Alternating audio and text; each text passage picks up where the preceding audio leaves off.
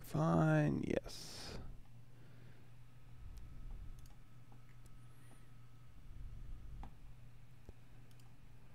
Overexposed render properties, Photoshop brush creation.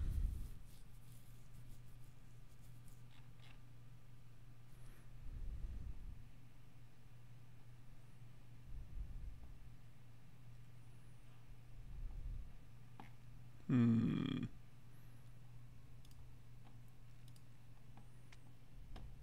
it a good one? Is it going?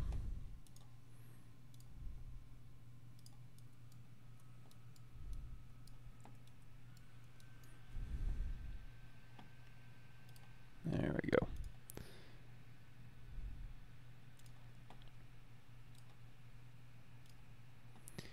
Alrighty.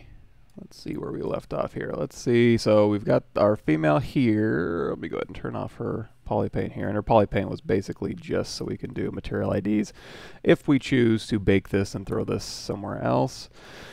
I think for now we can try and pose her out. I don't know that she's set up for posing specifically. She's got 143 subtools, which might be a bit much. I might need to try and simplify this. And let's see. Let's do a auto reorder here. So if you go down here to your subtool menu, you can click auto reorder. If we go to the top, that'll be our most heavy meshes here. And that one is 4 million, but it has subdivisions. So I'm trying to find if I have stuff that doesn't have subdivisions here.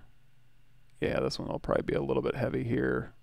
And realistically, baking something like this with a material ID may not give me great results either. It gets a little bit thick and thin in here, so that might be a tough sell. This might be something easier to tile in the texture. If I do take this into another application for texturing, just tiling this pattern, and actually it would probably give me a little bit more even results since I didn't do a great job. You know what might be interesting? Because originally what I did was go through here and Z-remesh this, but what might have been a better choice would be maybe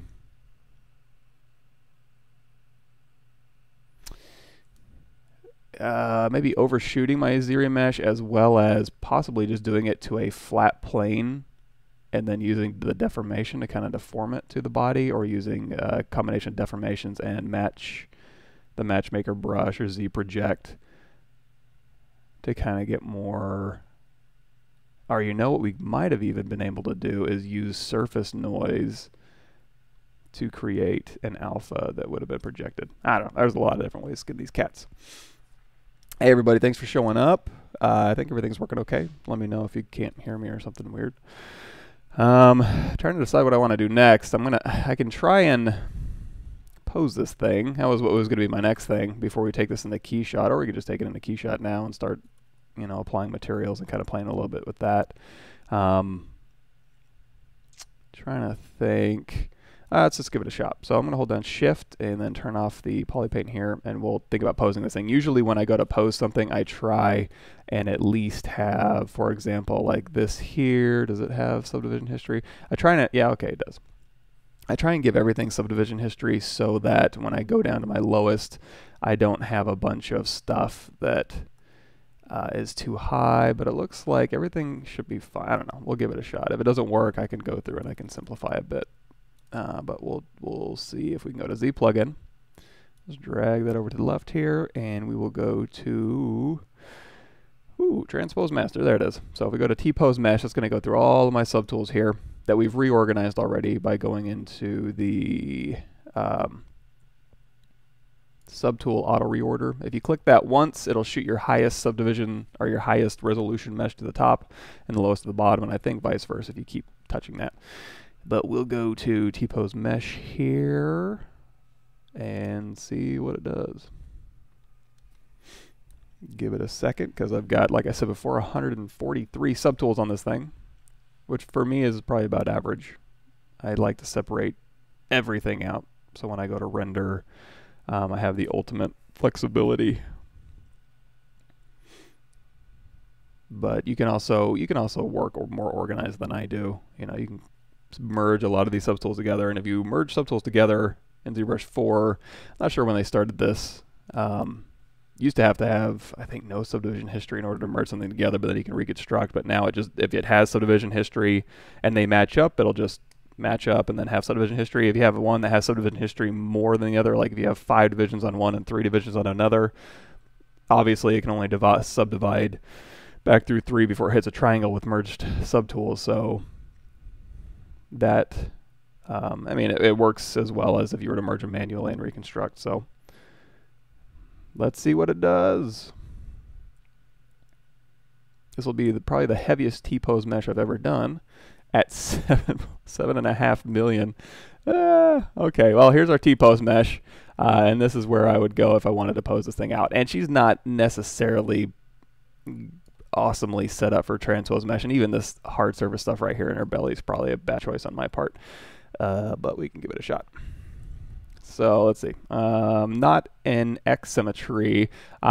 If I knew that I was going to like move her arms backwards or both of her legs backwards or forwards or something, I could turn on X symmetry and go ahead and do that. But since usually when you're posing, it's not a symmetrical pose, we'll go ahead and just go into Mask Lasso. You can try like hitting W and then like, you know, control dragging on a mesh.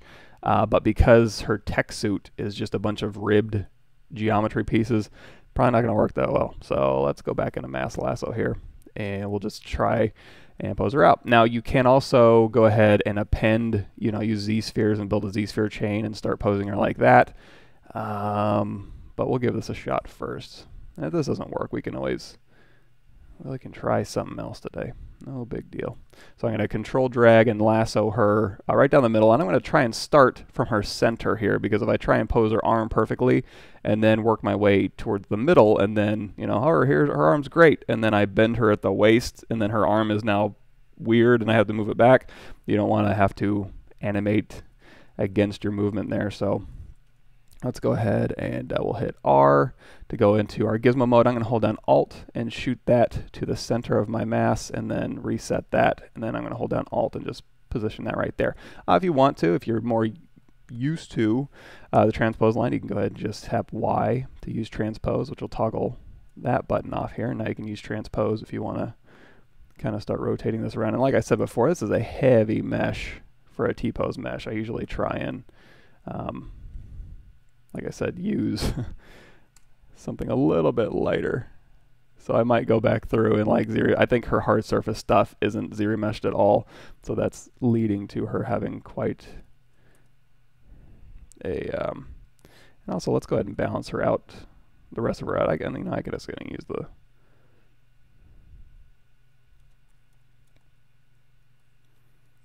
and what else?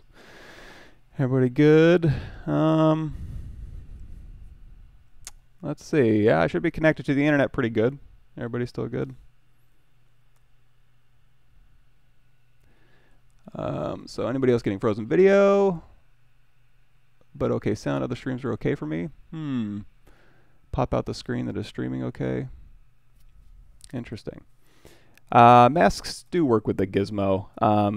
In fact, yeah, you can hold down Control and drag to get your mask, just like you can with transpose. And you can, let's see, so she turns this way.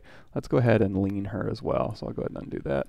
And then if you go ahead and just use Mask Lasso like we did, you can go in here and just lean one side here, and then invert that mask, and then we can lean her hips this way, kind of get a little squash and stretch. And I will probably have to do a bit of cleanup in here, and then just start working my way out. So if I've changed her center of mass the way I want to, so she's leaning, turning that way, I can go ahead and I can try and turn her hips that way just a bit here. And this way, that way, and I don't even have a pose in mind for her really. And then we can go ahead and just do an overall turn. And then we can hold down Control and Mask Lasso. And let's go ahead and grab her leg here. This might be kind of a tight spot to kind of grab through here. And she's got a lot of stuff going on, and it's all at varying degrees of resolution here.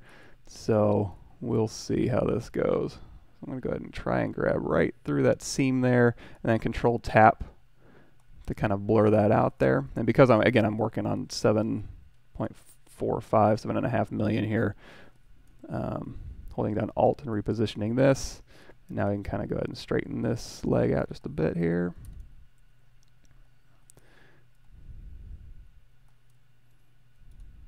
And let's see, we can pull this.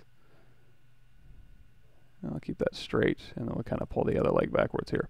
Let's go ahead and you can also, because these all have separate subtools too, you can hold down Control Shift and you can isolate with visibility here. So if you knew that you wanted these things to all be perfectly masked, you could isolate them.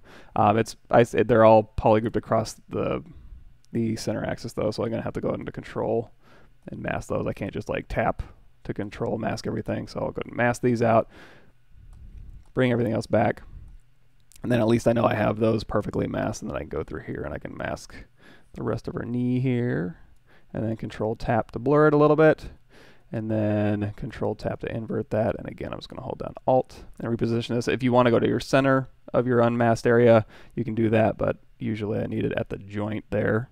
And I'm also probably going to use a bit of not just the X, Y, and Z, but also the camera-based here. So I can kind of just turn that knee in just a bit, maybe straighten this out. And then let's go into the ankle here. Ankle should be nice and easy, so I'm going to grab through here, Control Tap to blur that a bit. And again, invert, Alt, and we'll go ahead and straighten that out. I had her originally posed so that she fit inside her big mech armor suit, which I kind of dropped the ball on. I guess we can get back to that sometime.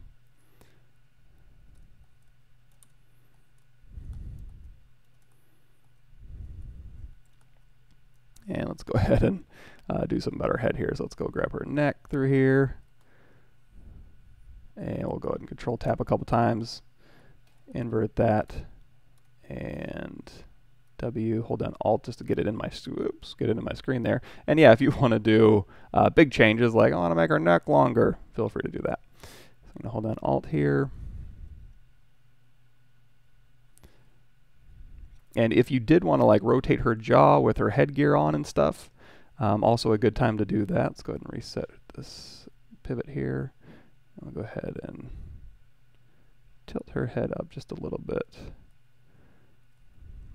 Kind of get her looking that way maybe.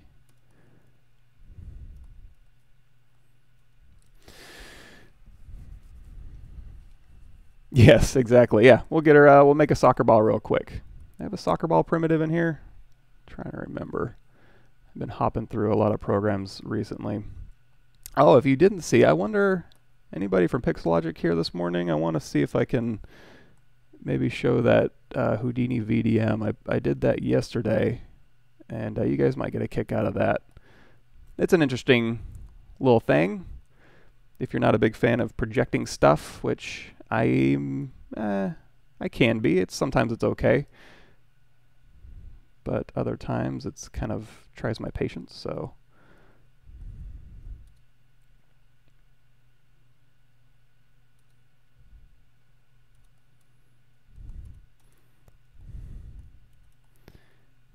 And let's go ahead and kind of relax this leg here and maybe throw it back a little bit. You know, I probably should have gone and picked a pose somewhere I could kind of match up.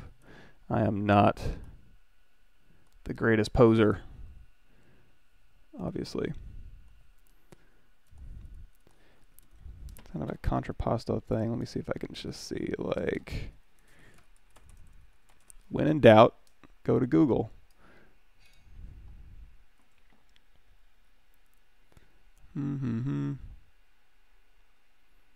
That'll work. First one. Okay, so she's going to have, you know what, let me take this one. Save link as, throw it on my desktop here. And I'm going to use Quadro. So I'm going to open up Quadro here. Let's see, more, run as administrator. If you haven't checked out Quadro yet, speaking of the Houdini VDM, Louise Krull who made that Houdini VDM thing for Houdini, also made Quadro here. So this is just a reference viewer that you can go through and you can like open different presets that you have, and you've made them, position them on your other. For example, if I hit tab, I have some head reference up over there, and then here's all the hotkeys and stuff. So if I hit this and go into Quadro, you see a bunch of different reference images are all positioned on my other monitor there. So I can use this. Let's go ahead and close that preset. So this particular version brings in its own preset, and then I can just go to, I don't want to open, I want to add a local image here. So there's my head reference that I was using, and then I'll just go to my desktop here, and then we can go to, did it not save? Save image as desktop JPEG. There we go. So relaxed pose here. Let's throw this over here. And the reason I did that is because I want to right click this and flip horizontally. Cool. Okay, so we got that leg straight here, and we can go ahead and bring this in. Let's go ahead and Alt tap this one and move this down here. And we'll go ahead and kind of rotate this out a bit. And maybe, well, let's move it down. And then let's position this so that the pivot is right down. If it's easier to see that pivot, like I said before, just go back into Transpose and just go ahead and draw that Transpose line. Oops. And then now you get a little bit more visual representation of where the stuff's going here.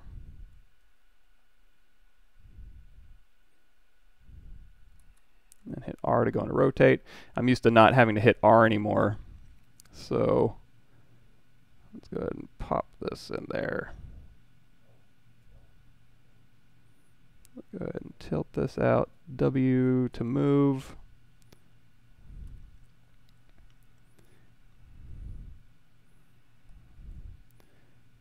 And just like we did before, let's go ahead and grab these knee pieces here, because these knee pieces I definitely want to have completely masked, and they're kind of in the way of everything else.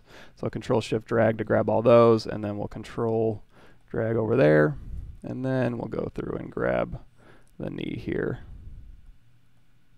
And then we'll Control Tap to soften that transition just a bit. And then Control Tap to invert, W, and let's go back to our gizmo, and we'll shoot this down here.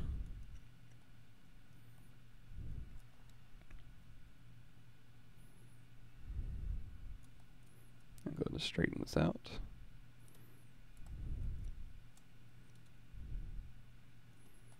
And then just like the other side, we're going to grab this ankle here. Control tap a couple times, and then W, Alt, and drag while we're going down here. And then we can go ahead and position this. Let's see if we can't soften that a little bit more. I'll grab a little bit more of this actually.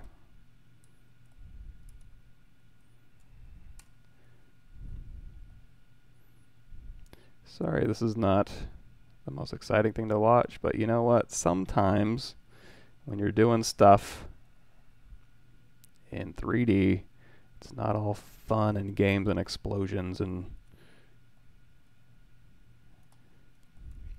excitement and intrigue.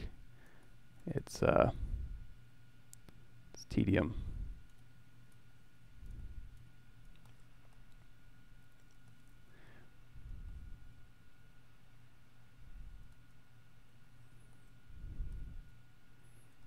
And we'll go ahead and just drop her arms down. I think that'll be all right. That'll be a good stopping point. So we'll go ahead and drop her arms down, and then we'll go ahead and see if the transpose will play nice. And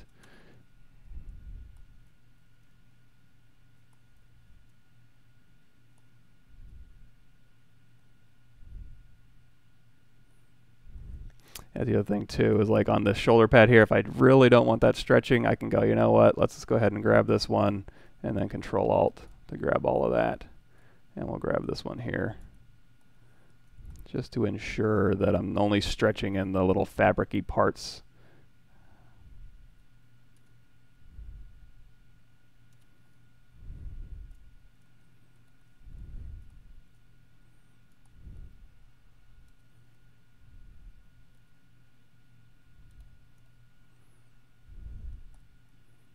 elbow should be pretty easy, minus this little back piece right here, but it looks like that got all masked, so I think we're good. Invert that, and you don't have to soften these transitions. I just usually click once to kind of, again, give me a little bit of blur on that mask. Sometimes it's a little too much, especially when you get into like fingers and stuff. They can be a little bit much here.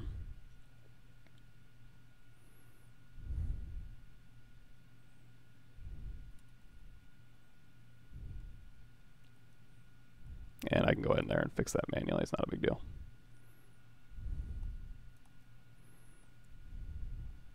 Oops, probably should have turned off autosave here.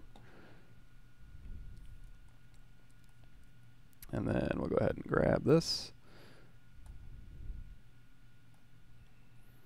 W, Alt, move in here. It's times like this where I wish I had a fat music beat, so you guys don't get too bored. You can rock out to some sweet royalty-free tunes.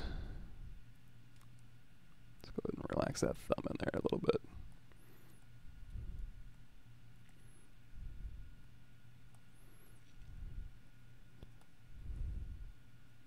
And I guess, you know what, you can actually just tap on there to get that local pivot there, and that might be a little bit better. When I'm doing this stuff, you know what, let's just hit Y. I'm a little bit more in tune with transpose here for kind of bending like bones and stuff. I'm not quite used to the whole gizmo thing for doing that type of thing. Let's see. And you know, these are going to be very, you know, static looking hands here. Boy, that is that's quite the pose there. Let's see. Let's move that arm a little bit more forward. Boy, she is like some at a Cheech and Chong movie that I watched. Let's see.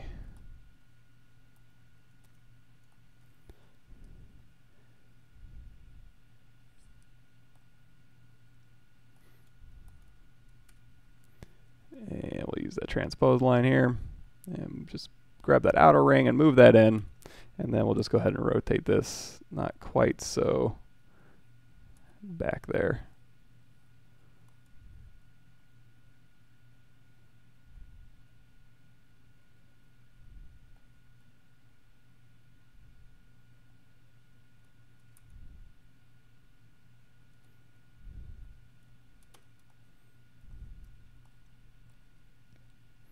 Now this one might be interesting. So if I go to Control Shift, and I just want to grab her hand, but her hand's in there. Let's go ahead and do Control Shift A, and then I'll go ahead and grab all of these relevant pieces here, and then I can go ahead and just mask along that wrist there, then invert that, and then we'll go ahead and grab these little pieces down here. Whoops. Control Shift tap these ones here. Come on, give me something.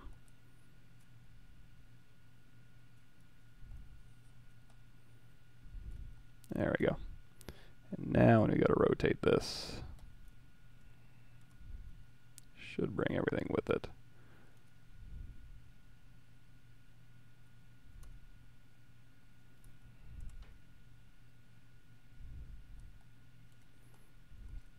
I can move her thumb out and stuff too.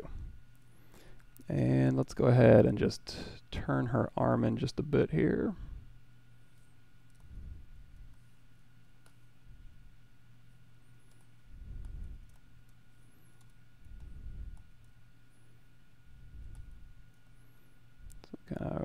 Whoops, R to rotate, and we'll just kind of scooch that in just a bit, and then go ahead and there you go, just going down that chain, go ahead and mask that, Control tap to soften that again if you need to, and just grabbing that outer ring to kind of push this in, and we'll continue to just kind of wrap that bicep in just a bit, and then we can go ahead and mask this part here, and make sure that this little hard piece here is unmasked. Good. And then again, rotate from the center-ish. And the rotate here, if we want to kind of rotate around an axis, is that middle one here. And then if you grab this one here, that'll kind of rotate in. So we can kind of just rotate this around. And any of those transition spots in the bicep and stuff I can always fix.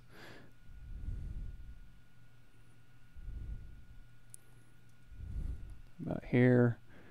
And then we'll go ahead and mask out everything but through the wrist here. How's everybody doing? Everybody good?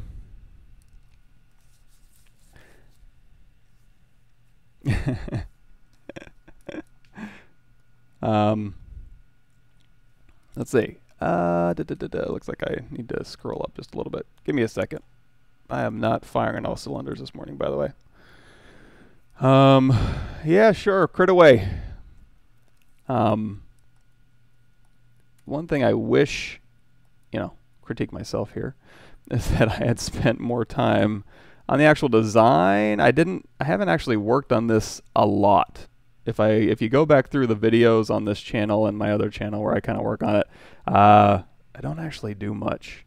It was usually just like, okay, here's my sketch, it's done, and I didn't get to sit there and kind of mull over. I mean, I could have.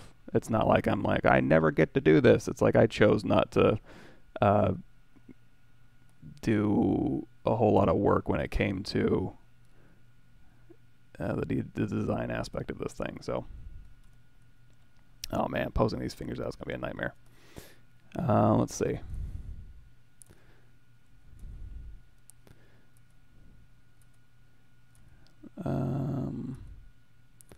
Let's see if we can't just do, if I had her holding a gun or something, that would actually work a little bit better, a little RoboCop style. Let me think. Or an orb. I can have her holding a glass orb. That'll be nice and lazy. And the cool thing about glass orbs is that Keyshot renders glass very nicely. And I can put a little bit of emissive in there, and it'll be nice and dynamic, and it'll actually save me work.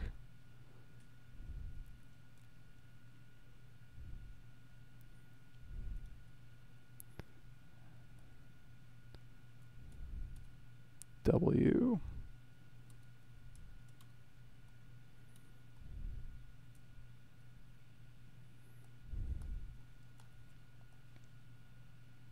There we go.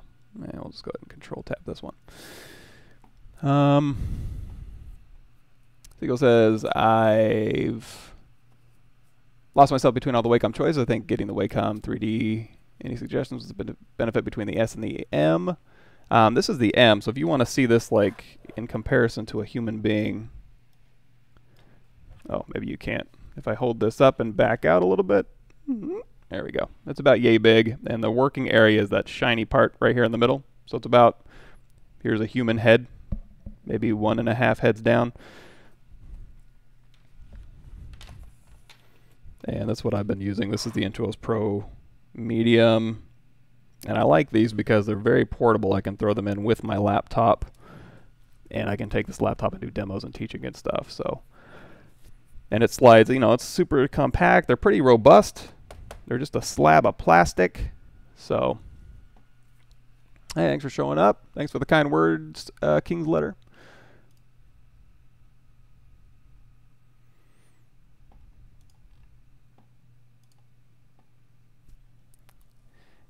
And yeah, depending on, you don't have to do, I made her, this is her tech suit as well. So on this tech suit, she's going to have a bunch of armor, and then she's going to be put into even more armor. So at the end of the day, you're not going to even see much of this tech suit here.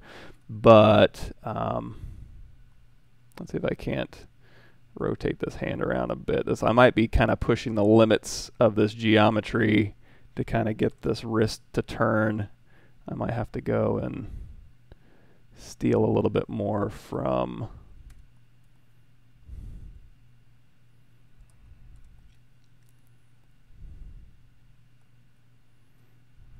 the forearm there a bit. Oh, that's not too bad. And we'll go ahead, and if she's going to be looking down at this, we're going to go ahead and repose her head just a tad. We can go ahead and just kind of tilt that in a bit. And just for reference, you know what, I can just eyeball it. So she's going to have this thumb here. Let's go ahead and Almost done, guys. Let's mask this, blur it out a little bit, invert that mask, rotate from that thumb joint, and we'll give her a little bit more breathing room here.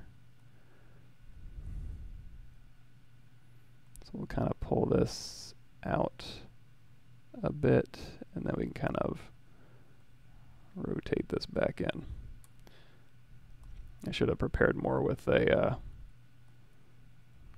an actual pose and an actual agenda, but boy am I lazy. Go ahead and bend this in here, and then we'll go ahead and grab this little thumb piece here, invert that, and really on fingers I don't need to blur it since it's already low res geo. It's probably a little bit of overkill, so let's go ahead and I'm going to go ahead and take this pinky and just mask and invert, and we'll just rotate this out, and I'll take this finger, invert, rotate this out, maybe use move just a tad, and then I can take, let's move these in together. We'll do a little bit of a Renaissance pose. You know, all those Renaissance paintings where everybody's got their middle and ring fingers together. We can do that too. And also feel free to, like, you know, use the move brush if you're in a pinch here. And now that those are fairly center here, let's go ahead, let's see if we can rotate all these out at once. Go ahead and mask these, invert that mask, and we'll just do a very slight rotation down and move.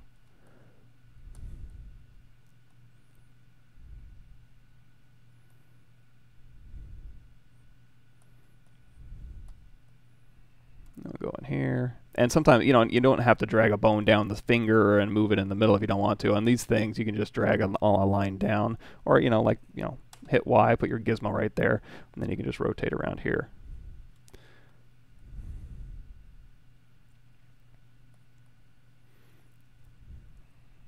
But like I said, for posing, I'm a little bit more used to transpose here, so I'll stick with it. Then we can just drag that line from that pivot there and just go ahead and turn that in. And now these ones, let's see if we can't do both of those here. And then one more. Let's see. Pinky here. And if you do want to move this stuff, you can use visibility. Everything's not too in my way. It's not too terrible. And then one last little pinky joint. There we go. And the geo we can actually add in Keyshot if we want to. Let's relax this thing a little bit.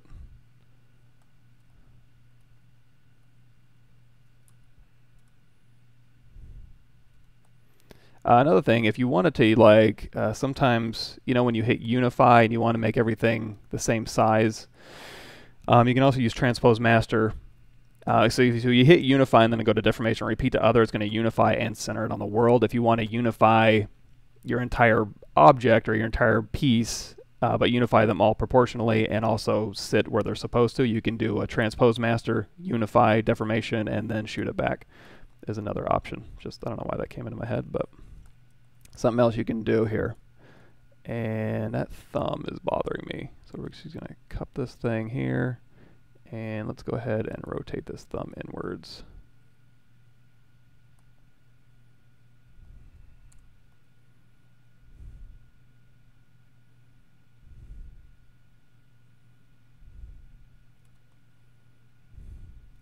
Whoa.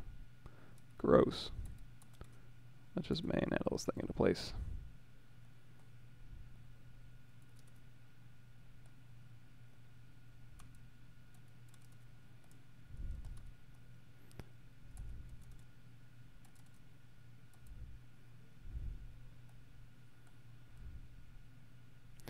Preferences, edit, turn off align cursor to surface. And let's rotate this wrist just a little bit more. In fact, let's take, we can even just borrow a little bit from our forearm here. Now let's go ahead and rotate this.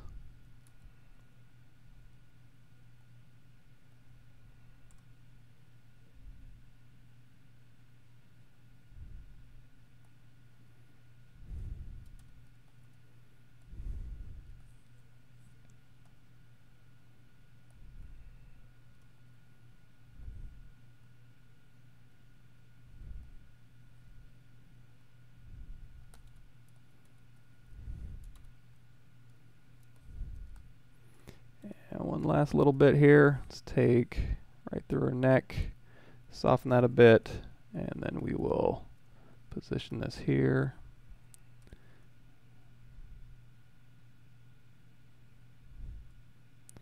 And we can get her doing a little bit of Hamlet maybe.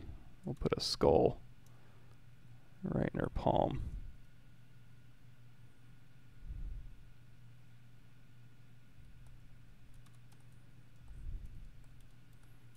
Alrighty. Good enough. Let's go ahead and shoot that over to T-Pose Sub. Alright, how's everybody doing?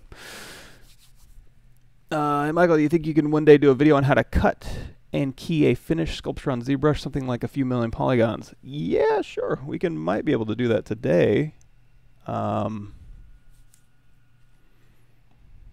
We can probably do it with her. I'm trying to think. In the ZBrush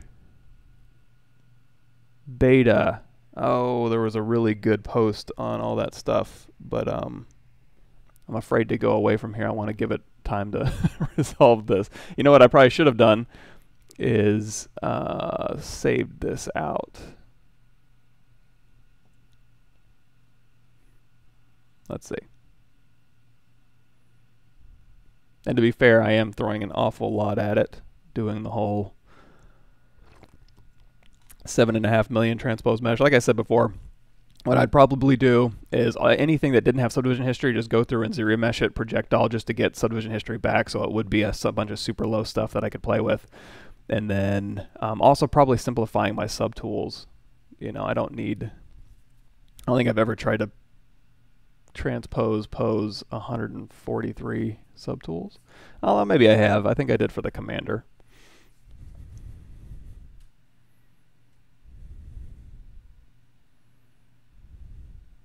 Let's see, is it going? Is it thinking? All right, while that's thinking, hopefully if I move focus out of here, let's find that.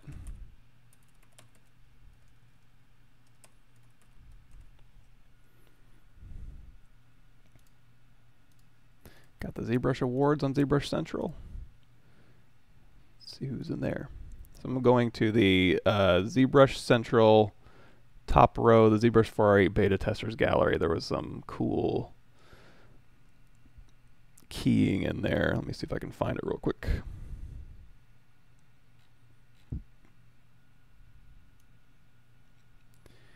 Hey, Katia Art, thanks for showing up. We're waiting for this thing to possibly transpose back. Ooh, okay. Extract those subtools.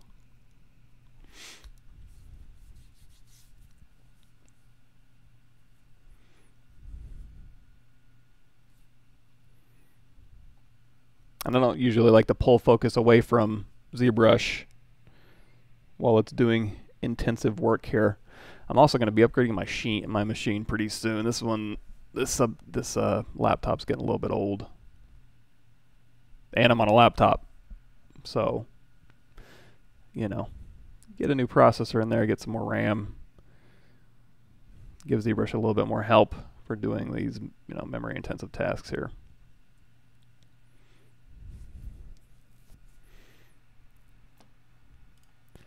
All right, what else?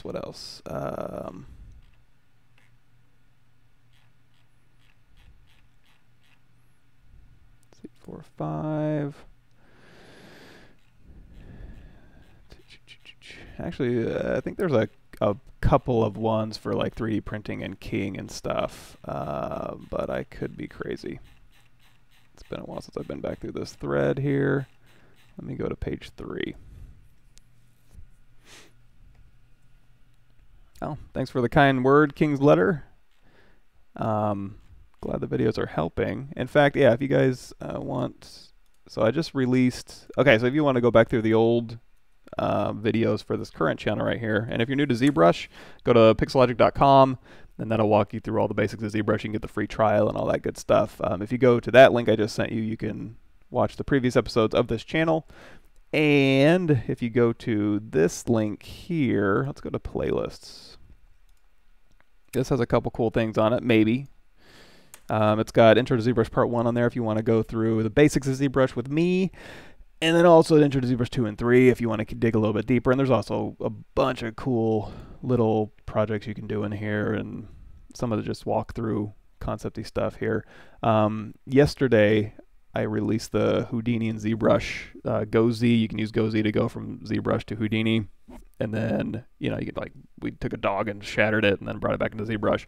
And then also the vector displacement, you can use arbitrary meshes in Houdini. So you can take like a head, throw it over, put it onto a vector displacement plane, and then bring it back and then put it into your brushes. So if that's interesting to you, go for it. Also in the live stream full episodes on my channel on twitchtv.pavmike or twitch.tv/pavmike, we've been going through the stylized rendering stuff from zbrushguides.com. So you can go through there and download the free ZBrush guides, and you can kind of follow along. We're about 2 hours into that. Very interesting, a lot of matcap stuff. And creating like a really cool comic book pen and ink type thing here. All right, I'm not sure. I don't want to keep you guys sitting here. My processor's chugging along.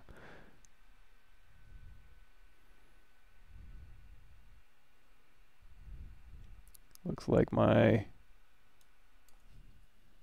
I want to keep you guys sitting here watching a progress bar. Let's see. Maybe this is really bad television. Okay, well, I might kill this. You know, okay. We talked about posing. You guys know how to transpose pose now, or you probably did before, but you also, if you're new to this, you know how to as well. I'm going to go ahead and close the program if it's not going to shoot them back over. Maybe. And it's not a huge deal. We can also hop into Keyshot real quick and just do her T-pose render. This is kind of a real quick breakdown. I honestly think it's thinking. It's having to do quite a bit of work to shoot these back over. Like I said, 143 subtools at 7.5 million polygons here. So you know what oh, it's going. Oh man. All right.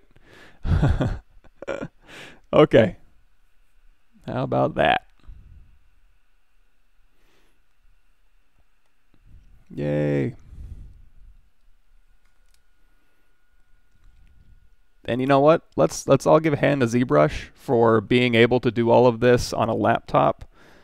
There's a lot of programs out there that couldn't handle 7.5 million polygons at all, much less 7.5 million polygons as my low res, and then going to 23 million polygons as my high res. So you gotta give it to ZBrush.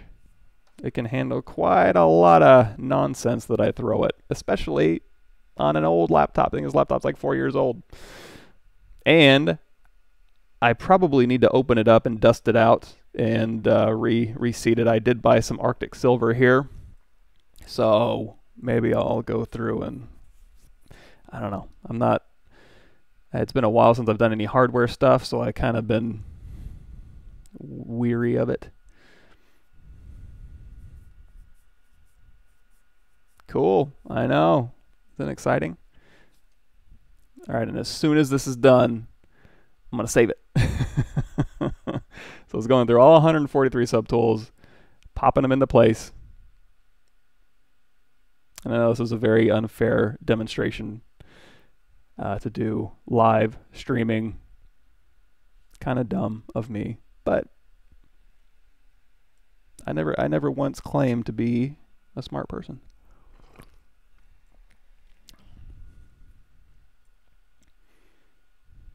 So halfway through our stream. How are we doing on time? 7:45, 6:45. Almost done. It's got to move some bolts around. And it's not just rotation of subtools. It was, you know, massing of subtools, and it's really positioned in vert order. So that's a lot of work it's having to do right now. Again, to be fair, it's not just relative position.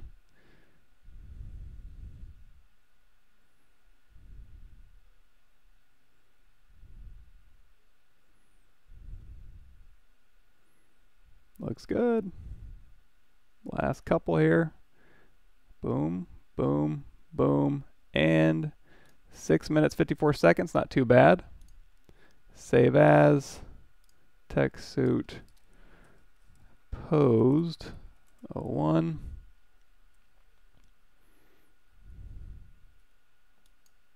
All right, and just real quick here, let's find something that doesn't have subdivision history, and let's go borrow something real quick. So I'm going to shoot over into my comma key here. We're going to go into the tool menu, and we're going to grab this Ryan Kingsline anatomy model. I'm going to hide this. I'm going to drag this out, and I'm going to delete other so I can get rid of all these pesky muscles here, because all I really want is this here. So now if I want to grab all of these pieces here, this is all going to be one polygroup here. You can do auto groups and stuff, but really all I need is this top piece here and then all of these beautiful teeth. And then Control Shift A, and we'll go ahead and delete hidden. That's going to be modify geometry, modify topology, delete hidden. I'm going to be putting this in her hand, so probably I'll just position this camera down this way, go to B, create insert mesh new, and then we'll just go over here back to our character here. And if I want to, I can just kind of look at her hand here and just drag that skull right out. And now we can kind of position the skull. First thing I'm going to do is go ahead and split mask points. And then we'll go back, hit Y to go back into our gizmo, or just touch that thing. And now we can kind of just do a little hamlet. And, you know, we can go through, I'm not going to do another T-pose mesh or anything, but we can go ahead and, let's go ahead and center that there.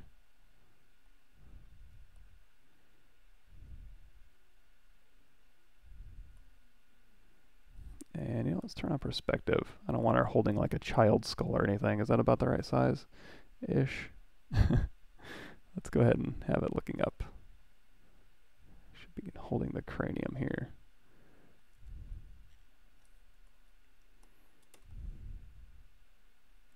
Good enough. Okay, let's give this a shot. So another thing you're going to notice is these are all the low-res versions of her. So what I'm going to do is go down here to the subtool menu, and we'll go ahead, you know what, we'll do a quick save as. Save as posed, save, yes.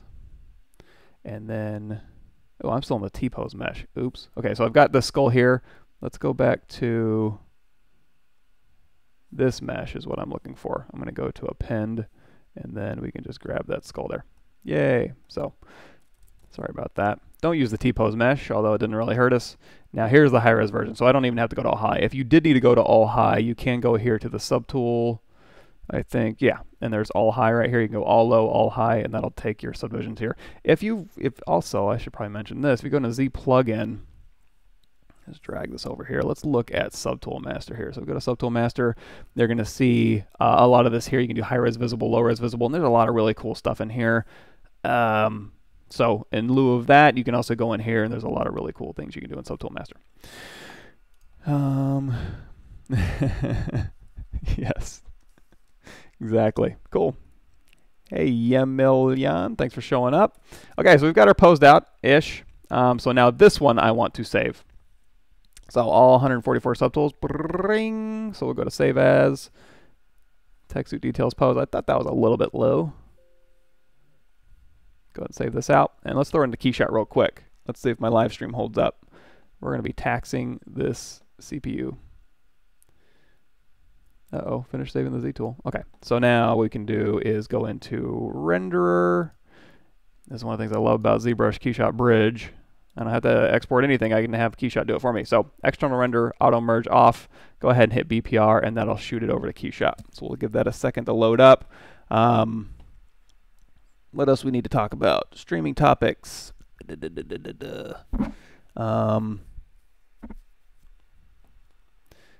Okay.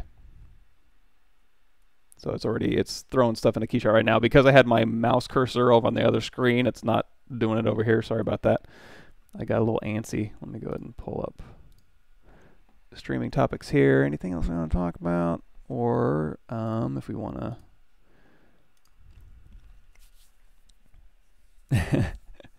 We've been very lucky this morning. So far, so good. Can't complain. I do need to clean up this pose a little bit because she's got some interpenetration on her fingers and, you know, some raggedy places in her body, but you know, we'll have a little bit of fun in Keyshot. So we've got that, and we can talk about... Oh, I did have a question.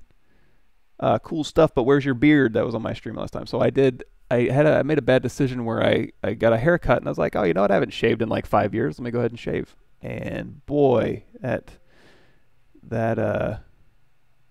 took about 20 years off of my face. I look like a little baby. But that's where my beard went. I took it off. Okay, is it loading? I think it's about ready to populate. Let's see here. There she is. Okay, let me drag this over to this screen here. Okay. Oh yeah, and the cut and key thing. So I'm not the best at that. I was trying to find you. That's what I was doing. I was trying to find you the ZBrush beta test. You know, go to this thread here, and there's some really good tutorials on that. What I'm going to have to do is read through them, and let's see, cut. Boy, there's a lot of.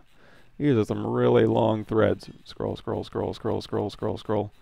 I'm just trying to find the one from. One more second. Oh, here we go. Okay, actually go to this page. I think page 2. So, so Marco did a bunch of 3D printing on his ZBrush beta stuff. So he did a little Wacom pen thing, and then he also went through and talked about, I guess we can all look at this together, huh? So, page 2, so ZBrush Central, the beta tester gallery. You can go through here, and so he posed, you know, this cool dude out, and then he talked about, so he decimated and merged here, and then he used the Boolean tools to make a unified welded water type model. Used the Boolean, the model on itself, and to do that you simply needed to append a small meaningless slip tool like a cube, hide it inside the mesh. And then after pressing preview Boolean and making union mesh, you get a new Z tool. Some of it may not be watertight. Caverns junk. To go rid of the caverns, he goes through this. So, you know what? I'll probably go through this first and then get it to work, and then we'll talk about a nice watertight mesh here and doing the key registrations like this. And this is all pretty simple. All it is just figuring out where you want your seam to be. Now, if you want to, you could dynamesh it all together or use a Boolean plane with, a Boolean plane with a little bit of thickness there to kind of slice through or make arbitrary cuts through, and then you would want to do an additive and a subtractive Boolean here. And you used to have to do this in, you didn't have to do it, but you could do it in Dynamesh where, you take a cube, you make a positive and a negative, and then you duplicate out one for the positive, one for the negative. You subtract out of one tool, you add it to the other tool, and then you get that perfect key registration. Now, I don't know if there's tolerances involved with the 3D printing process. I'd imagine there is. So if you do it perfectly, probably it's not going to fit. You might have to sand this down because, when you're 3D printing something, there's tolerances. So if you make it if you're getting a 3D printer from NASA or something, maybe it would work perfectly. But I would imagine for most consumer products, there's going to be a little bit of, because these are technically sharing faces unless you made this one a little bit smaller and this one a little bit bigger, or change one of them just slightly. Maybe he goes into that. I haven't actually remembered when I read through this, but he goes through, Marco goes through and does a lot of really cool stuff, and then talks about how to empty these things out and 3D print it. And this makes me really want to get a 3D printer because these are really nice results. I borrow Louise's 3D printer on occasion, but this looks like it has some really nice results. Anyway, so there's that. Check that out.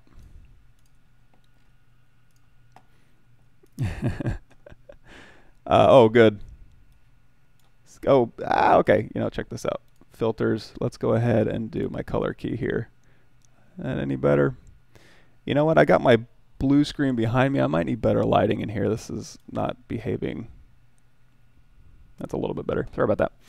Okay, so we've got our lady in here, so let's go ahead and start applying our materials. And also, another thing I like to do, I have this all set up at work, of course, and not at home, but you know, it's kind of good that I don't have it set up at home because we can talk about it. So let's go ahead and go to our cloud library. So I'm going to go ahead and click Cloud Library. I'm going to go ahead and sign in. And now we've got Keyshot Cloud. So I'm going to go ahead and go to my downloads. Do I have anything in here? Encased Slim Shield, Light Leaf. I don't know what any of this is. I don't remember downloading this. But we can go into the cloud library and let's type in leather. And let's get some leather going. So let's see. Leather black. It's kind of bumpy. I'm just looking for like smooth, dark. This is all materials here. Leather, crocodile leather. We don't want crocodile leather. Blackberry, marine. Oh, you know what? Black leather I think we're good on. What else do I need on here? Oh, you know what? Nylon. That's what I want. Nylon. Let's go to Nylon Fabric Black. And oops, let me log in here real quick. Give me a second.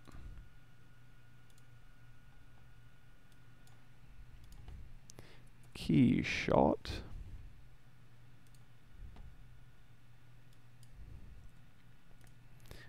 So to log in, I've got to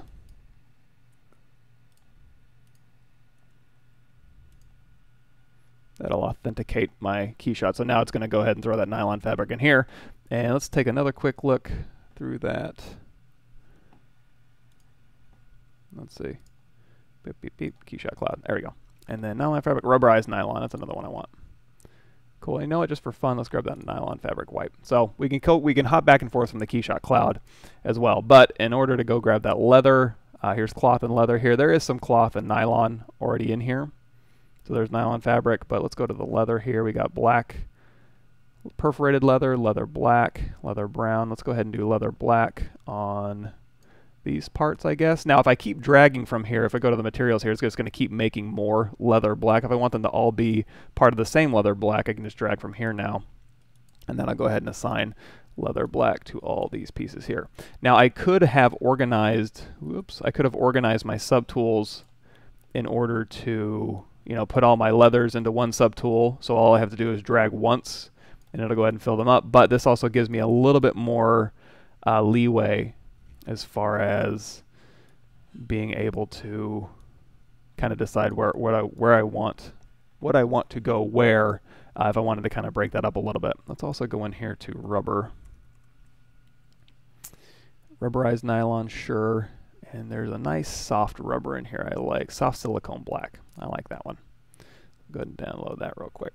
So now we can go over here. And let's go in here. And so all these little pieces here, I'm going to do soft silicone black. And we'll go ahead and just kind of put those into place. So here and underneath her chin there is one. Basically anything that kind of rings her here.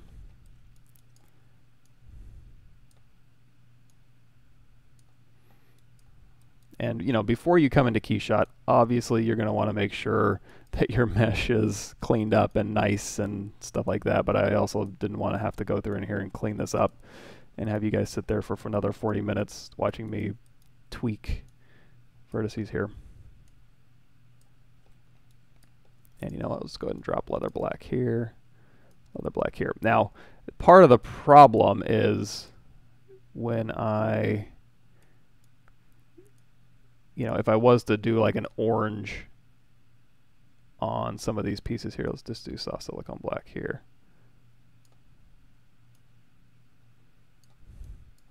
On some of these pieces like I had in my Facebook posts that I did, it's probably not going to show up or be that nice because I've got a lot of interpenetration issues that I haven't cleaned up yet. So something to keep in mind. Yeah, like all this stuff back here. Ugh. You know what, we'll keep it simple. And you know what, we'll go ahead and just make that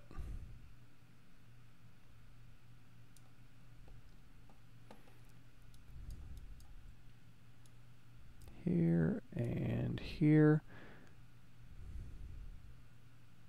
All right, let's do a little bit of plastic work here. So let's go into our plastic. So we're into the materials here. So let's go to here, plastic, hard, shiny plastic.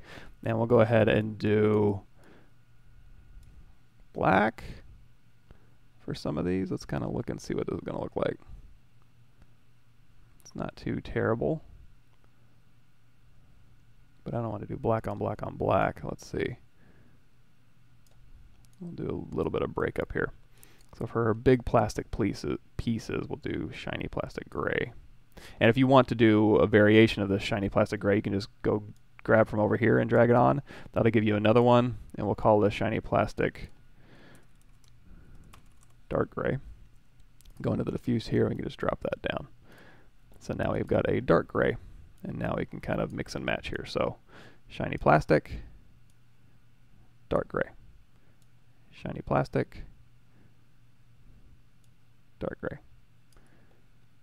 and dark gray, and dark gray. Now let's talk about her overall tech suit.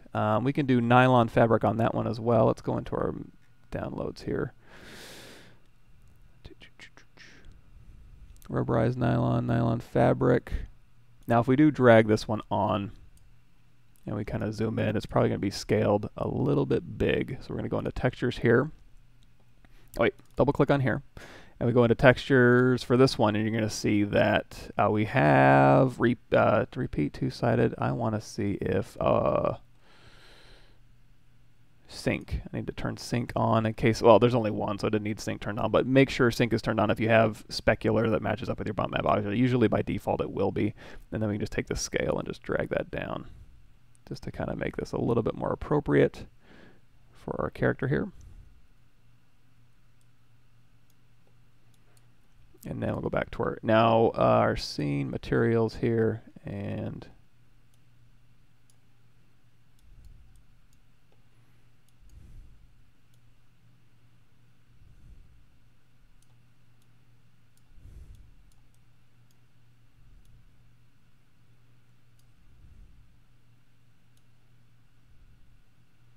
let's get some metal going on here. So I'm also going to need to go to,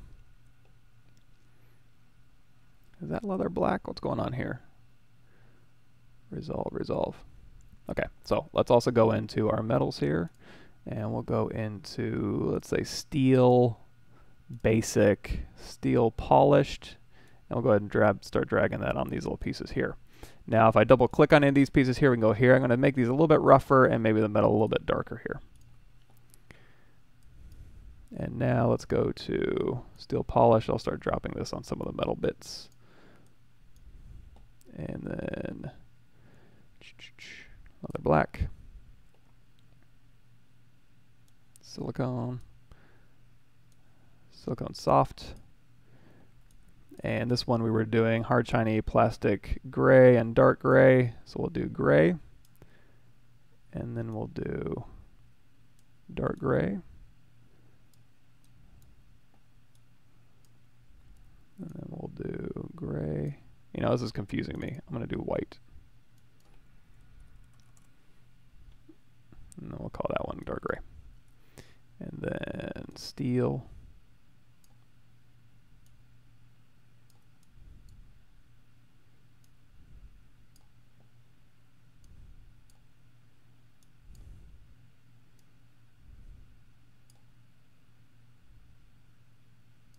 We'll just drop rubber pads all over there. And then white, and then gray, and then white, and then steel, and then gray, and then leather. Uh-oh, did I lose my damn leather? So be careful when you're dragging and dropping, because you will replace your leather with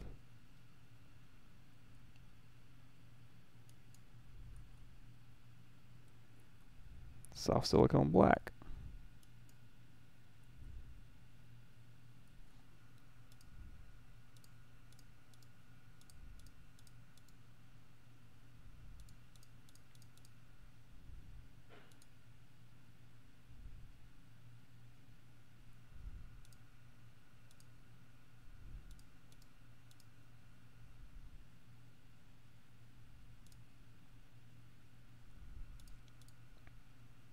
Jeez, how long did I do that? Come on, I just want to get this done real quick.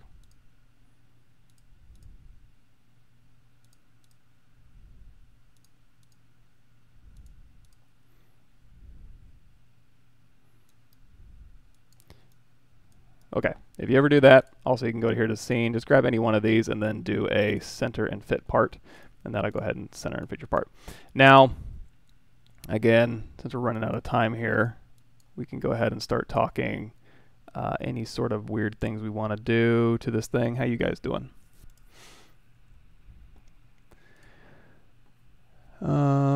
Yeah, it is. I'm really pushing my laptop to the edge here. Have you ever had an issue that the horizontal movement and closing edges not results in a reshape of the mesh? Horizontal movement and closing edges.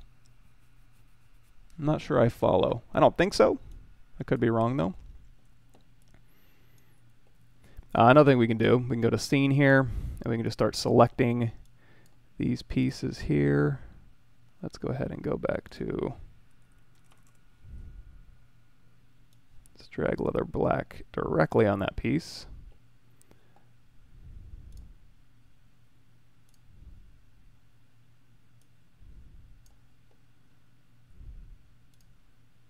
Oh, you know what else we can do? Let's go to lighting and go to performance mode. That'll help things up as well. Okay, so materials.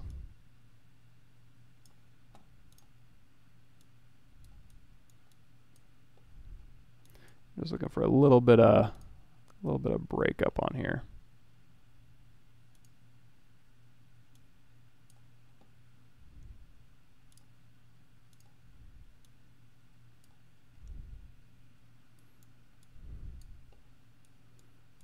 Actually, the rest of that we can probably just leave.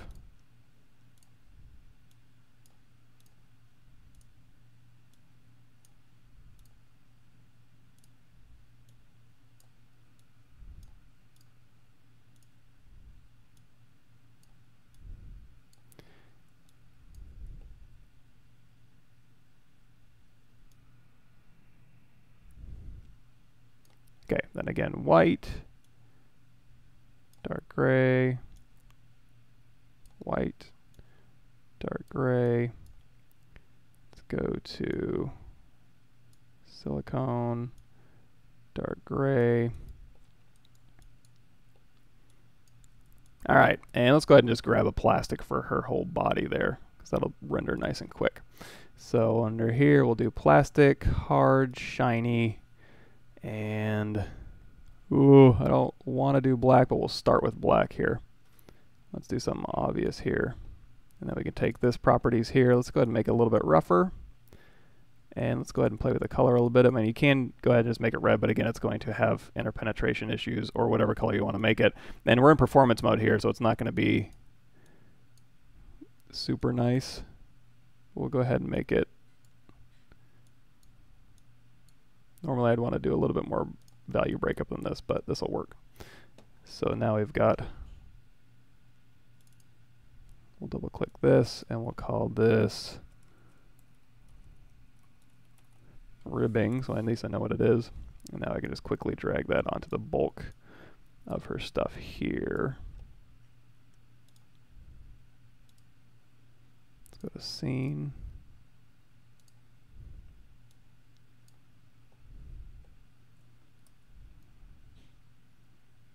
The heck? Ribbing. That one. Thank you. Oh, you know what? We already had nylon on there. I forgot. And I think that'll work fine.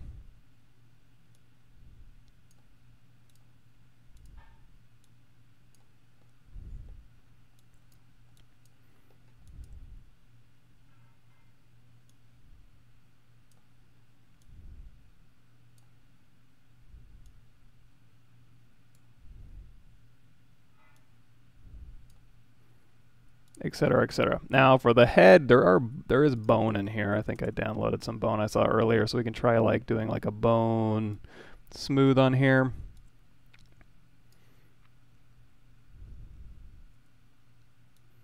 Or we could also try doing something else. Let's see, leather black. Let's keep filling these things out, and then we'll do gray.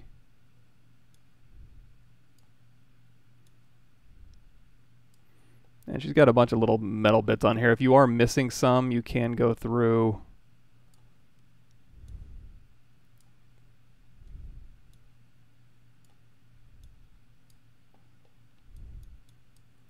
let's see, a little bit more.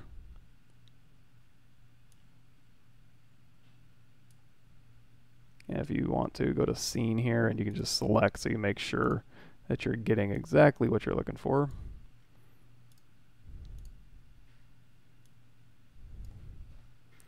And then we'll go back here to shard, shiny, plastic, dark gray, and white. And our metal here, of course you can do more than steel. In fact, if you want to make some of these emissive, let's do like, go to our emissive cool. We can drag these on here, kind of start punching this up.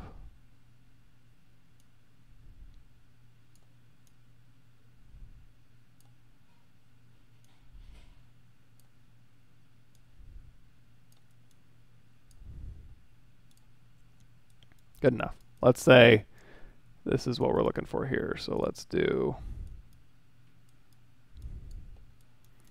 this, and instead of a, let's do we have crystal in here? We have gemstone. Let's do glass.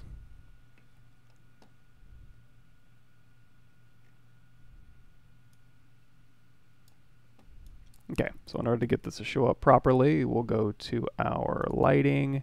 Oh, I guess we can also do skin. That'll be fine. That'll be fine. Let's go to basic here.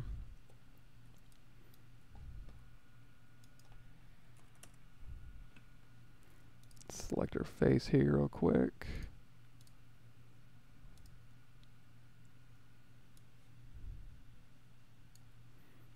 And there's also a lot of skin in the Keyshot Cloud library that we're in that you can also download if you're looking for a different look here. And if we also want to, we can go ahead and do, let's go edit, add geometry, sphere. And with the sphere selected, let's go ahead and say move, and I'm going to scale this sphere down.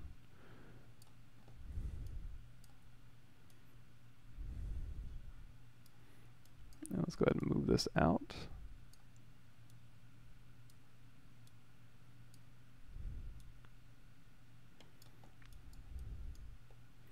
And we can do an area light or an emissive. I'll try an area light.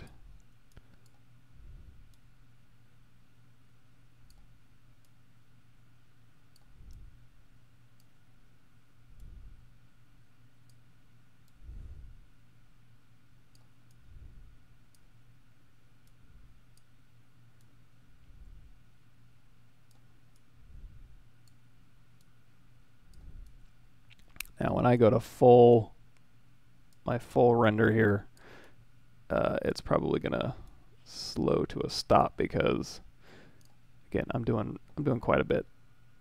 I'm really pushing my poor laptop. Kind of light that skull up here, and so now, so we've got this basic environment here. If we were looking for different reflections, you go over here to environment. We could put her in a conference room or whatever. And then we can go over here to our environment and say we just want a color background.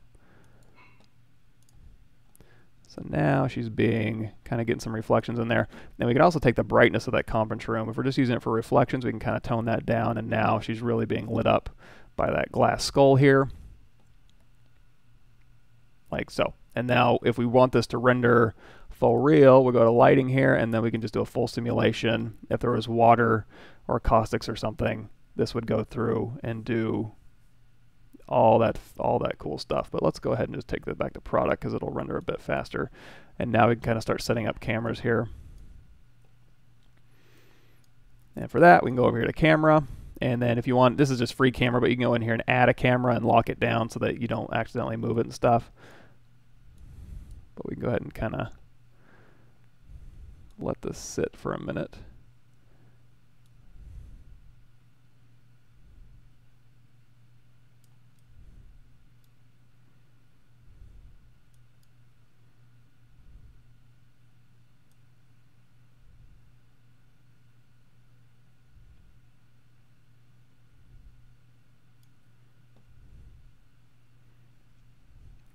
that's going. Let's see if there's anything else we want to do. So we can also turn on depth of field, so we can select our point of focus. If we want our focus to be on our skull, we can go ahead and click that and click done, and then we can use our f-stop to kind of dial in how fuzzy it is. Let's probably go back here to lighting and go to performance mode. Does that use depth of field? No, it doesn't. Basic? There, basic uses depth of field. So while that's resing in here,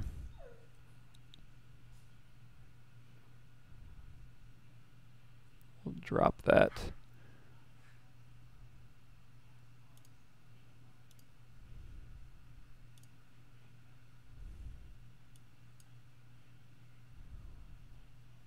Good enough.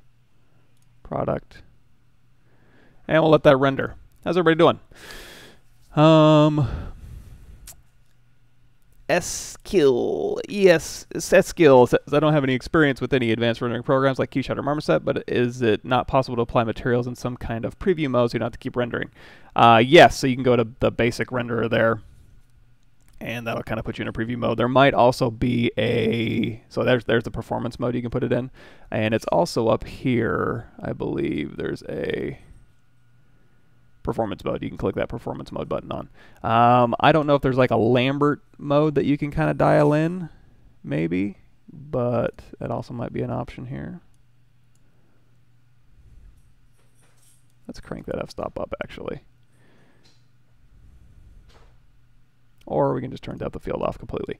Perspective, orthographic shift, I think that'll be okay here. And let's go ahead and swing around.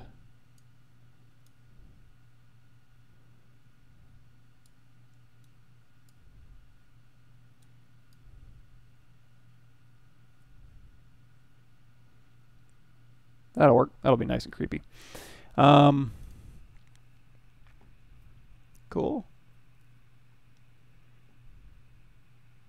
Is it possible to separate objects from an already assigned material and add another material to it? Yeah, so you can actually click an object here and go into your scene, and you can like right click and say, oh, you know what, it might be under materials, where you can unlink, what am I looking for here? Material, unlink material, or you can just select it and go into your materials and just drag another, like if this already has another material on it that's linked to other areas, you can go in here and just select that and drag it right onto this one object, and it'll go ahead and unlink it for you.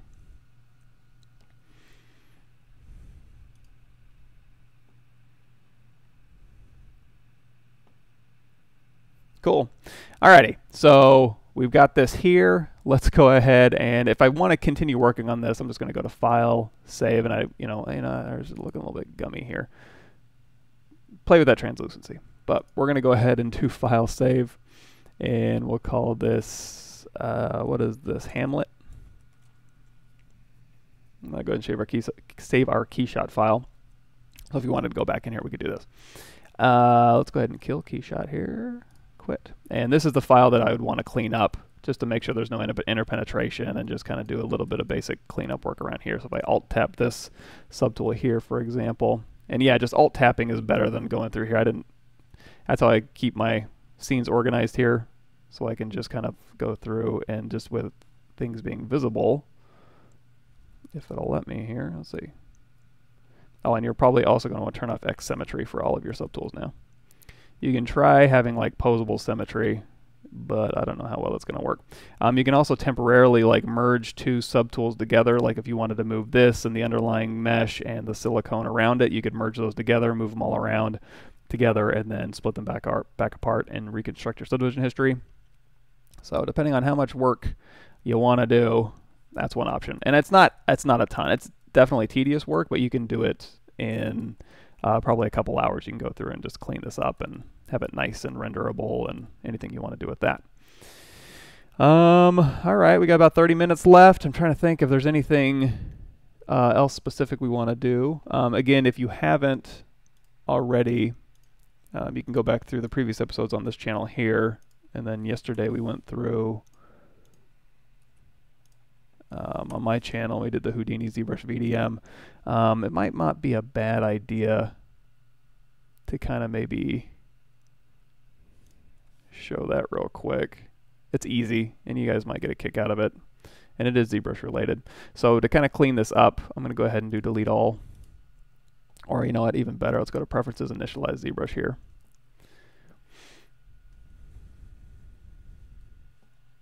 And let's say we wanted, you know, let's give that skull a shot. So I'm going to go into my comma key here, and we'll load up the Ryan King's line skeleton here. And again, we're going to go to Subtool, Delete, Other. Now let's grab the top part of this thing here, Control-Shift-A, and we'll go ahead and delete Hidden. F, and you know what, let's go also to Deformation, Unify, and that'll just shoot it right down there to the center. So, assuming this is all watertight, looks like it is. If you want this to be a little bit smoother, let's go ahead and hit Control-D, and that'll just give us a subdivision there. And let's see if this is all set up. So if I go over here to Go Z and open that portal here, and now we can go back to ZBrush here, hit Go Z. Oh, you know what? When we hit Go Z, it's going to throw the lowest res here. I forgot. So we'll go ahead and that's because we want it to, because you can go in there and manipulate it at the lowest, and then it'll go back here and then just replace that one. If we don't want to do that, just delete lower, and now we can hit Go Z. And now we're in here, and then we need to go to File, Import our Houdini digital asset, which will be that vector displacement alpha, install. So if we double click here, and then we start typing in vector displacement plane, and then show visibility here, it will go ahead and apply this skull onto that vector displacement plane. So I don't have to Z project or do any of this stuff. Let's go ahead and drop this to, down to like 128 here, and you can do the clip depth, middle mouse drag, and we can kind of pull this in and out depending on how much of an undercut you want or how little of an undercut that you want. And you can also play around. If you did have UVs on this thing, you could use its UVs by going here and doing original. You can try pelt UVing and see if that gets you a better result. Flatten seems to give me the best result here, and then I'm going to need to rotate these UVs around to kind of relax that there a little bit. Keep rotating. There we go. So you kind of rotate and relax those UVs here. And let's see, we want to play with the blur border amount, UV blur amount. No, not the UV blur amount, blur border amount. Kind of just relax that border a little bit if we want to here. And then if we want to go back up in resolution, we could just go back up to 512 or 1024 or whatever resolution you want. And that'll go ahead and maintain all of your undercuts and stuff. And you don't have to go through and like Z project and stuff. Let's keep doing that.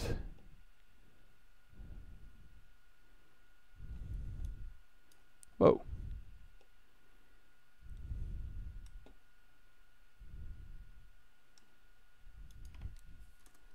Bring that back down here. And then, of course, once we're all done, that's when we can just go in here and do our Go Z, back to ZBrush here. Say, go back to ZBrush, please. Oops, connect it. There we go. And then we'll send that back to ZBrush. So here, this with this vector displacement plane, and you know, it's right in the middle, so we can go ahead and hit X. And at this point, we can go ahead and hold down Shift. Let's go to Smooth Stronger here. And we can go just smooth this down a bit. And make any changes that you want to here. And then let's go to our Chisel Brush. So Brush, Chisel 3D, and we can just add it to this one if we want to. So we should be able to go to Brush, and we'll do From Mesh. And now we've got our vector displacement with the skull here. So now we can go in here to our maybe a sphere 3D, make polymesh 3D, divide it up sometimes, and this is where you can go in here and do your vector displacement.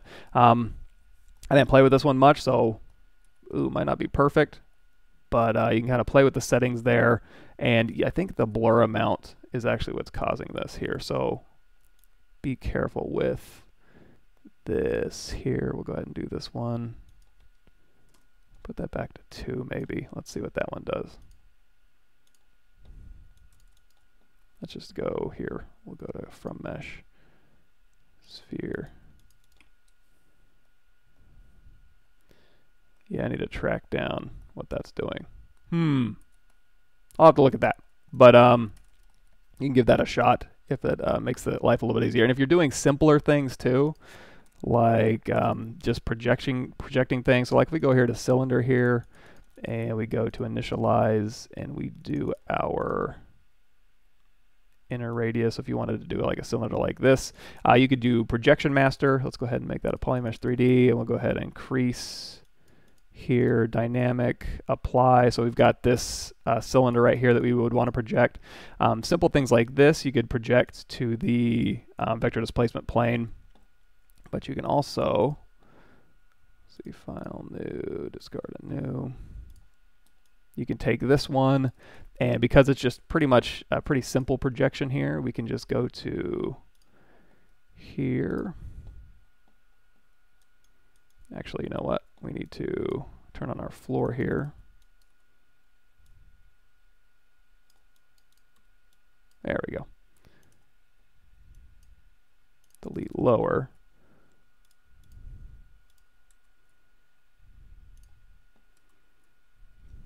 And then something like this would be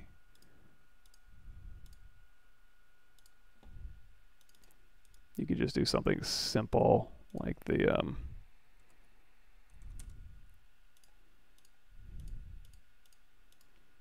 instead of doing the UV method of flatten, just do project, and then I'll just go through and do the whole projection thing for you, and then you could play with these settings here to get what you want, and you know, you can also crank up your resolution or crank it down or whatever you want to do, and then you can just send this back using the old go Z.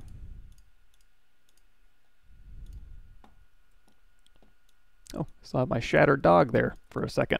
So you can just kind of do that kind of thing as well, and then you can go ahead and clean this up. And also, always remember your deformation here, your relax plane to grid you can kind of play with and see if you can kind of relax some of the stuff out. Looks like this one's kind of got some squirrely stuff going on in the subdivisions there.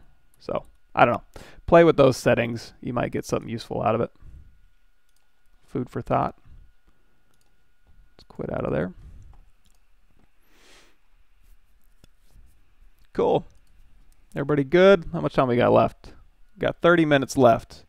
Any questions? Oh yeah, we were gonna do the key registration. Let's do that. Let's see. You know what? Let me go back to this thing and see if I can't make some sense out of this.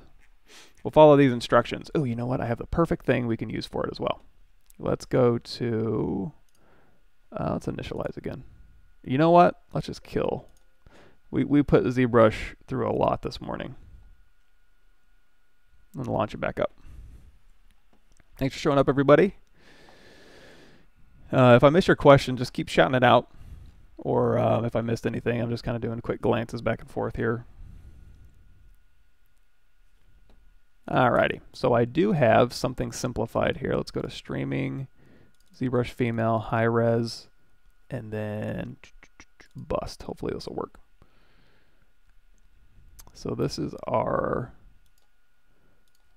lady here, but she is just a simplified bust here. So if we wanted to make this a watertight mesh, the first thing I would try and do, I mean, the easiest way I can think of without going into Boolean stuff is just dynameshing this into one solid piece. But before I did that, I'd want to kind of cap these areas here because you can kind of see inside there. So if you're going to be printing this as a hollow thing, you can leave this uncapped, but that's kind of, you know, there's a lot of weird, nasty stuff going on in there. So what I'm going to do is go ahead and take something that hopefully doesn't have any subdivision history here. I'm going to go Alt-E-M, which is my my custom menu here. We're across the X symmetry here, and I'm just going to go ahead and just kind of fill in these areas here.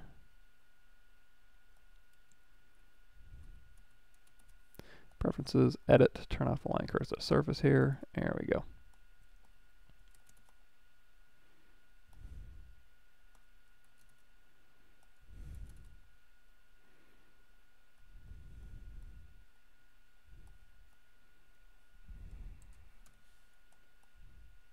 And one more. Let's go right down the middle here.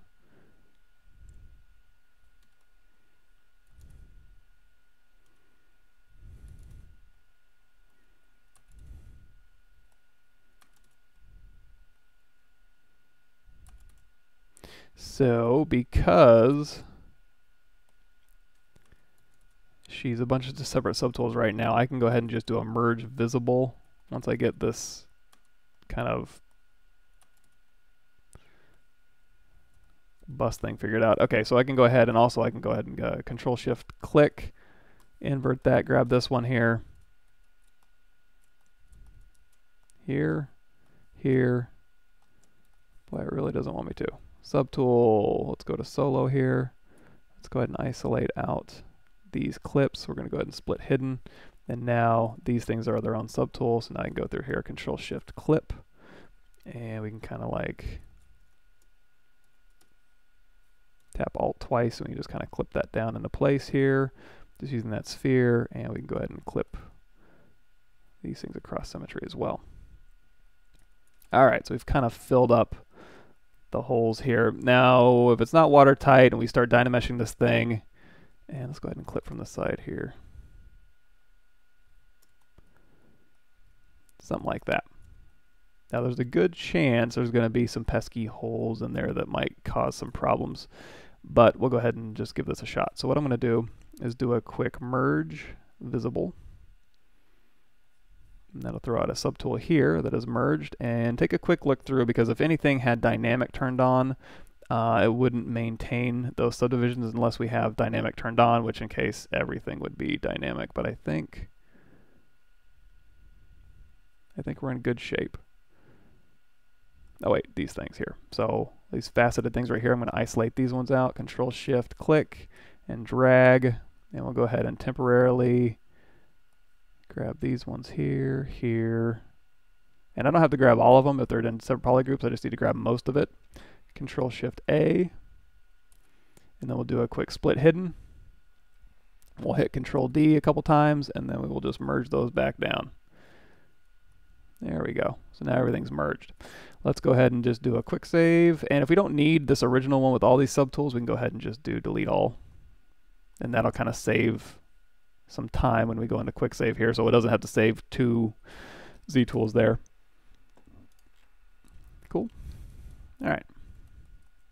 So you've got that there, and everything else looking okay. Oh, you know what? Eyebrows and eyeballs. So go ahead and take this one, this one, this one, invert that, get rid of her face, and then split hidden, and then Control D, Control D. Actually, no, Control D, and then I'm going to uncrease all, and then Control D. There we go. Nice soft look. Even better. Quick save. Now let's think. One way you could do this, if you want to make it watertight, and you know sometimes this might be easier, is if you just go down here to Remesh. Let's give that a shot. Also, you know what? Let's go ahead and unify this. Let's put it at ZBrush's native scale. We'll throw it right down at the middle. So we're going to go to deformation here, and we'll just hit unify. Hit F to frame, and now we're right where ZBrush wants us. It'll play nicer a little bit with some of the stuff we got going. So quick save, and now. So like I was saying, one cool thing you might want to do for a watertight mesh is you can do a remesh, and that'll remesh this thing, but it won't do a great job because it won't be able to do undercuts on things like this bar. However, if you're making something that you didn't want to have undercuts, you get to remesh. And all remesh is just basically coating your object in a blanket of polygons here. So we go to here to remesh. And it's not the same thing as a Z-remesh. A Z-remesh, I would duplicate this off, dynamesh it to make one envelope, and then Z-remesh, for example, duplicate. And then we would have this one here. And then to make this all one envelope, I would go here, turn off blur, maybe turn on project, but we'll just do dynamesh real quick. I think it'll be faster. And then any holes it has open. So there's our dynamesh right here. And it's not super high resolution, which depending on what you're looking for is not a big deal because we can always have both of these back on, and then we can just do a quick, you know, project all, and then Control D to subdivide, and then project all, by the way, is down here.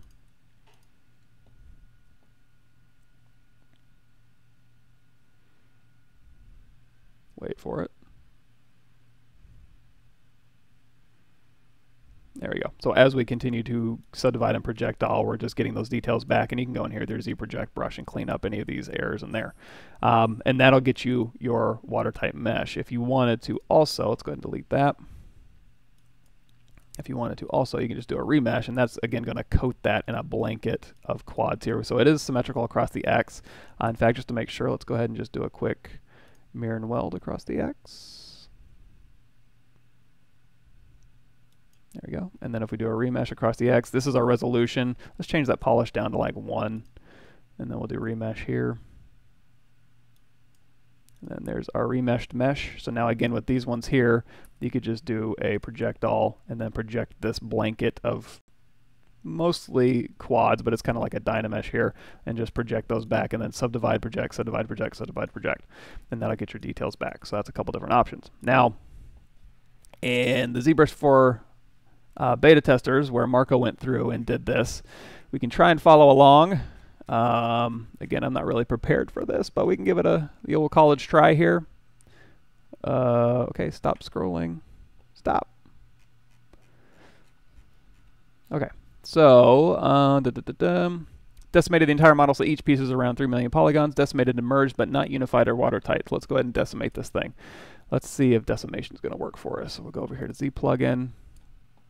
Decimation Master, we'll just hit pre-process, and that's going to go through and pre-process this so we can kind of bring down the number of polygons that ZBrush has to deal with. Although, I'm starting to wonder now if I should just do a high-res Dynamesh and then decimate that down. We'll see how this goes. Because that's another thing you can do. So you can duplicate it off to a low-res Dynamesh and then use projectile and subdivide, or you can just take your mesh here and do a high-res Dynamesh, and that'll make everything one envelope, but also give you the resolution that you would need to just go ahead and just print it out. So a lot of different options here. We'll let Decimation Master finish out.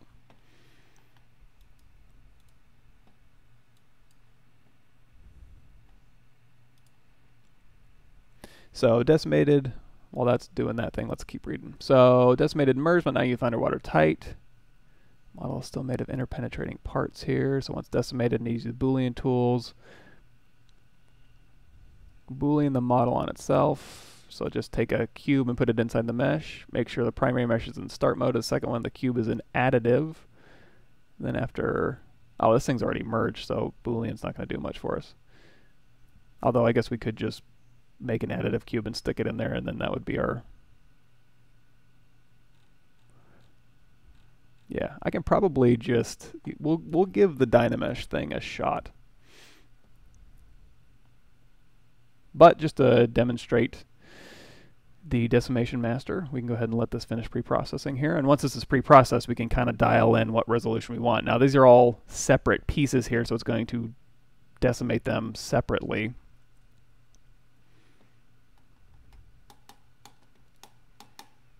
So we'll give that a minute, and we can kind of just see how this is going to work.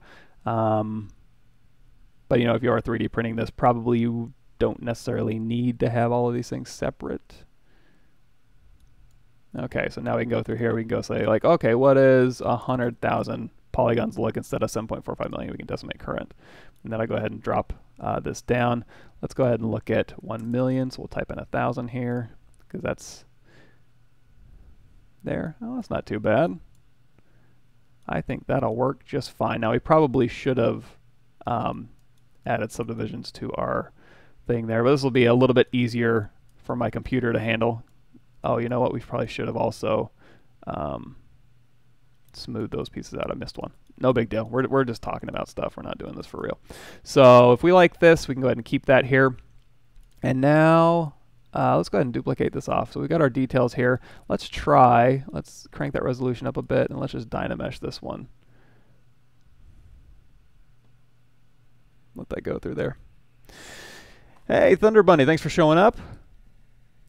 Oh. Yeah. Oh man, you have no idea.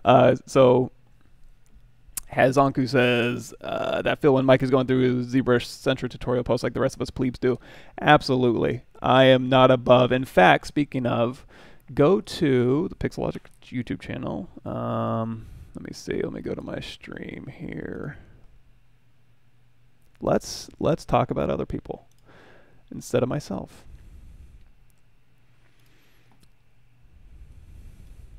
So go to the Pixelogic YouTube channel here. Go to playlists.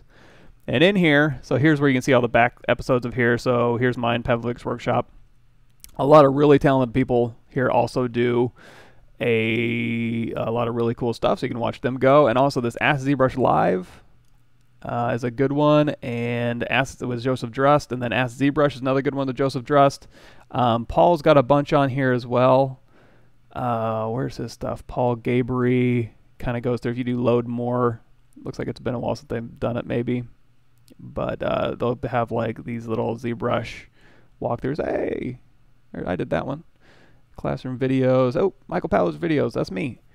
There's some of those. Those are some really old things. But, oh, here we go. Did you know that? With Live with Paul Gabry. Check these out. And also, you know, obviously the live streamers too. If anything in here catches your eye as far as like, you know, what they're going through and talking about, check those out. But like these, yeah, these Ask ZBrush Live are really cool to watch.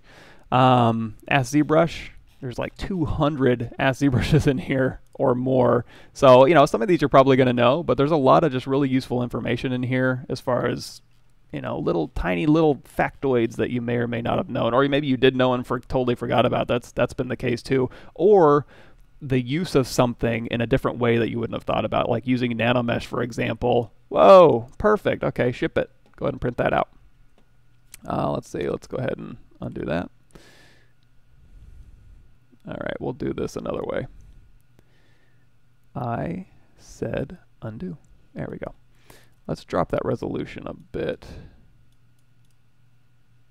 See if that helps. But anyways, yeah, so like on this thing here, like those little bolts are all nanomesh. There we go, perfect. That was something I saw in the, I think, Ask ZBrush, or like, did you know that, or Ask ZBrush Live with Joseph Drust. So a lot of really cool tips in here. Here's Paul Gabry. If you really want a really intense experience, watch the Paul Gabry videos at 2x speed. So if we go to here, and then we tell this in here in the settings to go ahead and go to speed and do 2x, that's what I would do. That's really fun. Cool. Everybody good? Awesome. All right, so we got this here, and this is all Dynamesh. Now, if you were able to Dynamesh this at the right resolution, you're good to go. You can just go ahead and start slicing in here. And in fact, yeah, we don't even need polygroups on here. It's all just one polygroup. And this one particular one here, if I hit Control D, that'll go to 3.45 million.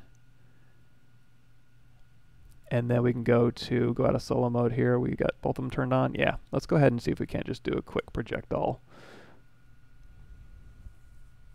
Because what I'm trying to do